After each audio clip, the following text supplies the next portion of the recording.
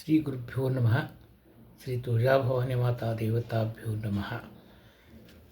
ಕೃಷ್ಣಾಯ ವಾಸುದೇವಾಯ ಹರೇ ಪರಮಾತ್ಮನೆ ಪ್ರಣತಕ್ಲೇಶನಾಶಾಯ ಗೋವಿಂದಾಯ ನಮೋ ನಮಃ. ನಾರಾಯಣಂ ನಮಸ್ಕೃತ್ಯ ನರಂಚ ನರವತ್ವಂ ದೇವಿಂ ಸರಸ್ವತಿಂ ವ್ಯಾಸೋ ತಥೋ ಜಯಮುದರಿಯೇತ್. ಇದೊಂದು ನನ್ನ ಆಧ್ಯಾತ್ಮಿಕ ಚಿಂತನೆ. 2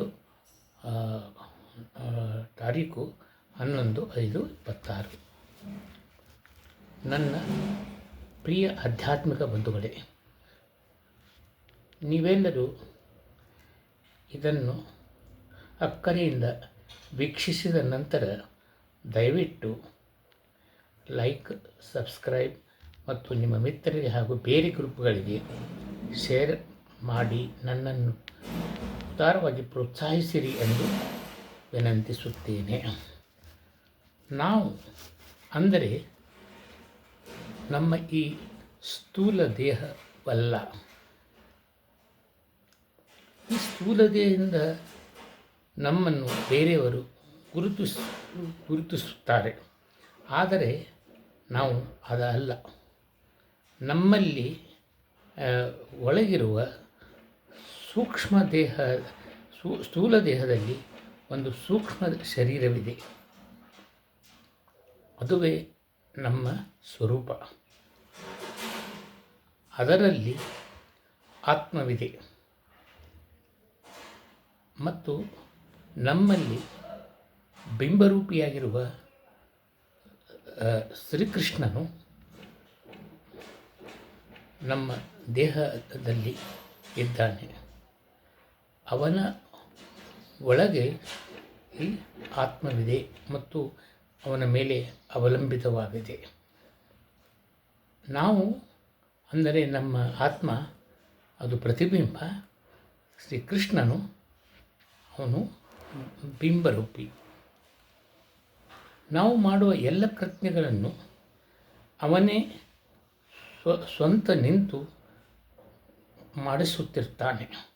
ಆದರೆ ಅದನ್ನು ನಾವೇ ಮಾಡುತ್ತೇವೆ ಎಂದು ಸಹಜವಾಗಿ ನಾವು ತಪ್ಪಾಗಿ ಕಲ್ಪಿಸಿಕೊಳ್ಳುತ್ತೇವೆ.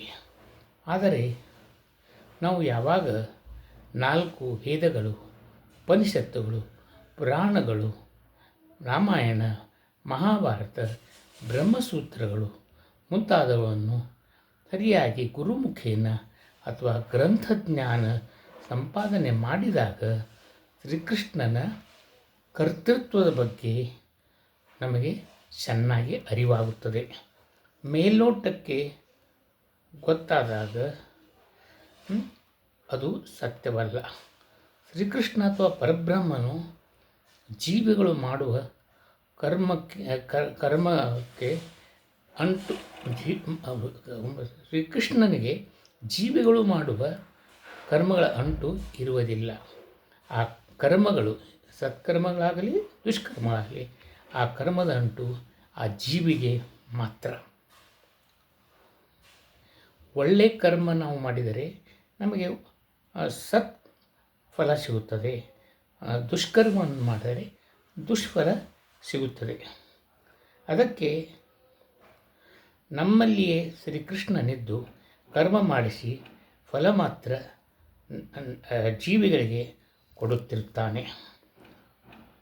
ಒಮ್ಮೆ ಶ್ರೀಕೃಷ್ಣನು ನಮ್ಮಲ್ಲಿ ಇರುವ ಸತ್ಯ ನಮ್ಮ ಮನಸ್ಸಿಗೆ ದಟ್ಟವಾದ ಕೂಡಲೇ ನಾವು ಕೆಟ್ಟ ಕರ್ಮ ಮಾಡಲು ಹಿಂಜರಿಯುತ್ತೇವೆ ಮತ್ತು ಕೆಟ್ಟ ಕರ್ಮವನ್ನು ಮಾಡುವುದಿಲ್ಲ. ಯಾರೂ ನಮ್ಮನ್ನು ಸದಾ ವೀಕ್ಷಿಸುತ್ತಾರೆ ಎಂದು ನಮಗೆ ತಿಳುವಳಿಕೆ ಬಂದಾಗ ನಾವು ಕುಕರ್ಮವನ್ನು ಮಾಡುವುದು ಸಾಧ್ಯವಿಲ್ಲ. ಅವನು ಸಾಕ್ಷಿ ರೂಪದಲ್ಲಿದ್ದು ನಾವು ಮಾಡುವ ಪ್ರತಿಯೊಂದು ಕರ್ಮಗಳನ್ನು ವೀಕ್ಷಿಸುತ್ತಿರುತ್ತಾನೆ. ಹೀಗೆ ನಮ್ಮಲ್ಲಿರುವ ಶ್ರೀಕೃಷ್ಣ ಪರಮಾತ್ಮನು ಅಥವಾ ಪರಬ್ರಹ್ಮನನ್ನು ಸಾಕ್ಷಾತ್ಕರಿಸಿಕೊಳ್ಳಬೇಕೆನ್ನುವ ಹಂಬಲ ಕೆಲವು ದಿನಗಳಾದ ಮೇಲೆ ನಮಗೆ ಬಂದೇ ಬರುತ್ತದೆ ಮತ್ತು ತೀವ್ರವಾಗುತ್ತದೆ. ಆದರೆ ಅದು ಅಷ್ಟು ಸುಲಭವಾದ ವಿಷಯವಲ್ಲ. ಅದು ಪರಬ್ರಹ್ಮನ ವಿಷಯ, ಬಹಳ ಗಹನವಾದ ವಿಷಯ. ನಾವು ಶ್ರೀ ವೇದವ್ಯಾಸರು ಬರೆದ ಮಹಾಭಾರತದ ಭಗವದ್ಗೀತೆಯ ಪ್ರಕಾರ ಕರ್ಮಯೋಗ, ಭಕ್ತಿಯೋಗ ಅಂದರೆ ಪರಿಶುದ್ಧ ಭಕ್ತಿ, ನಿಷ್ಕಾಮ ಭಕ್ತಿ, ಧ್ಯಾನಯೋಗ ಅನುಸರಿಸಿ ಶುದ್ಧ ಸ್ಫಟಿಕವಾದ ಜೀವನ ನಡೆಸಿದಾಗ ಮಾತ್ರ ನಾವು ಮೋಕ್ಷ ಮಾರ್ಗದ ಕಡೆಗೆ ಸಾಗುತ್ತೇವೆ. ಒಂದು 10,000 ಭಕ್ತರಲ್ಲಿ ಒಬ್ಬನು ಮಾತ್ರ ಮೋಕ್ಷದ ಮಾರ್ಗಕ್ಕೆ ಹೋಗುತ್ತಾನೆಂದು ಶ್ರೀಕೃಷ್ಣನು ಭಗವದ್ಗೀತೆಯಲ್ಲಿ ಸ್ಪಷ್ಟವಾಗಿ ಹೇಳಿದ್ದಾನೆ. ಅವನು ಸಹ ಒಂದೇ ಜನ್ಮದಲ್ಲಿ ಅವೆಲ್ಲ ಭಗವದ್ಗೀತೆ ಹೇಳಿದ ಜ್ಞಾನಯೋಗ, ಕರ್ಮಯೋಗ, ಭಕ್ತಿಯೋಗ ಮಾಡಿ ಮೋಕ್ಷ ಮಾರ್ಗಕ್ಕೆ ಹೋಗುವುದಿಲ್ಲ. ಅನೇಕ ಜನ್ಮಗಳ